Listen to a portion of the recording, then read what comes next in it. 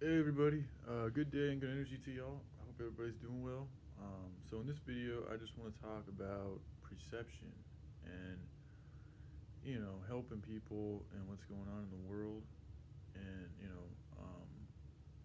the starving kids in Africa has been on my mind, and it's something I've thought about for some time, and um, at least here in America, what I can do is I can realign my perception. I can get my perception in line with a type of way of thinking that, is beneficial towards my entire environment around me and myself.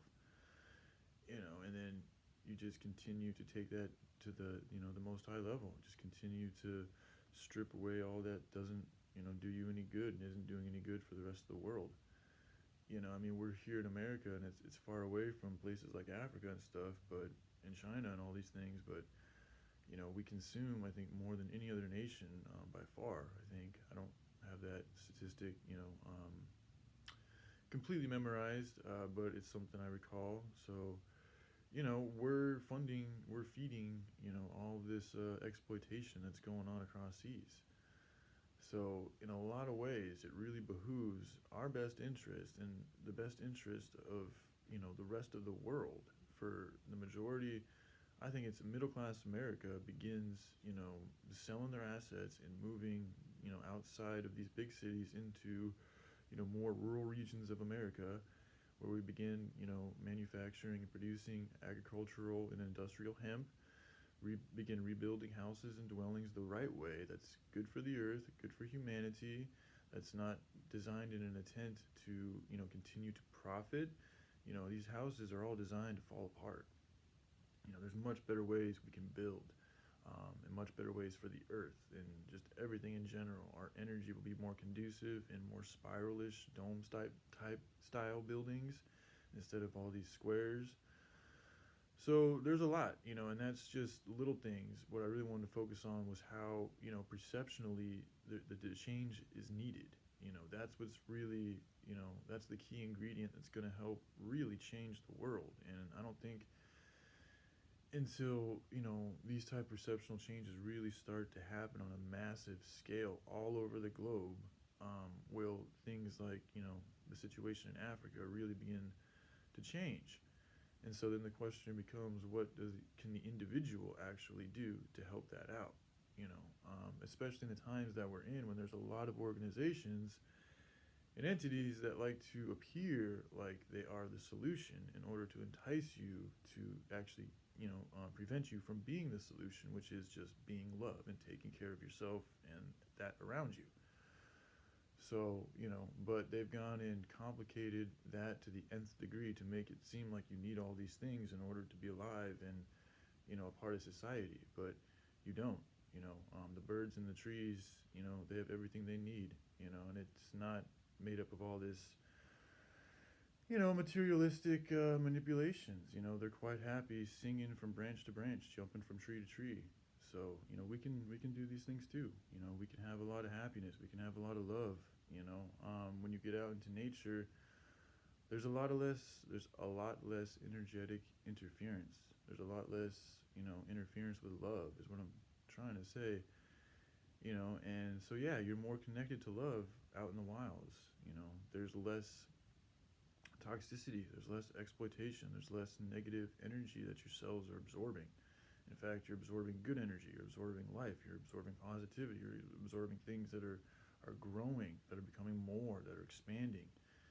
Instead of living in a cement city that's, built around death and destruction. I mean, this cabinet right here came from a living tree, that was destroyed, unnecessarily. You can easily stack your clothes without having to have a cabinet, but, again, we humans have come here to learn about the knowledge of good and evil. And in that process, we have, plundered the earth and done all sorts of things with it. And one of them has been, profiting off of cabinets and things of this nature and putting elaborate designs and things that are taking away from the life of another creature, really to just aesthetically make our lives better, you know.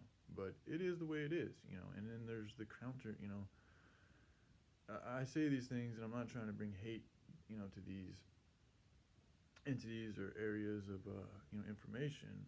Just saying it like it is, and it's come to a point when I think there is some serious emotional, push that needs to happen in order to get people to change, to detach, to get away from this way of life that's really not, even what they want in their hearts, I think, as well as it just being evil.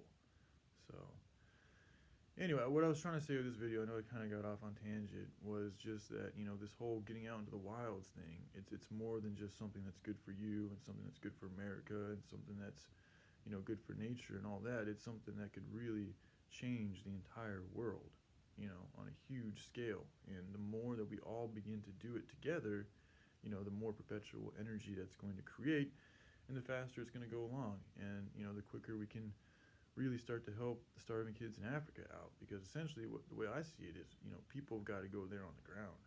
Like, we've got to develop an army that's designed specifically to take care of this situation there and then go there and do that. But we also got to teach them.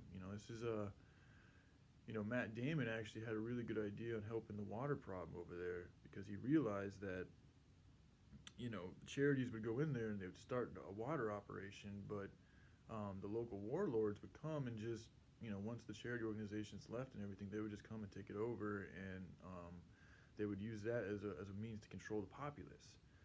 So, that's the problem, is these charities, they would go over to Africa and they'd set it up and things would be good for a second, but as soon as they leave, the evil comes and takes over.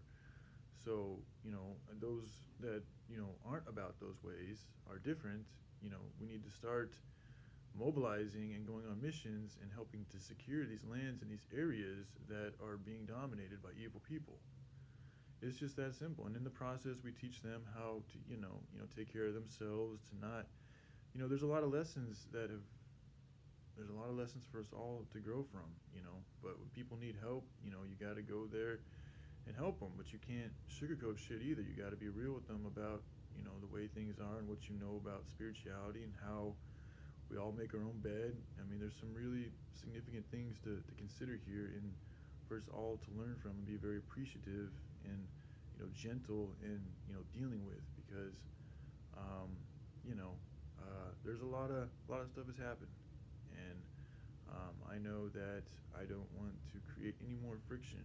So, it's good to be thoughtful and careful and just, be mindful of the fact that, from my perspective, I'm going over, or I'd be talking about going over to a land and to a peoples that I don't really know, but I want to try to help in whatever way I know how to, and I'm open to any suggestions on ways that others have thought of that could be helpful, because in my mind, I don't see anything else, really worthwhile working for,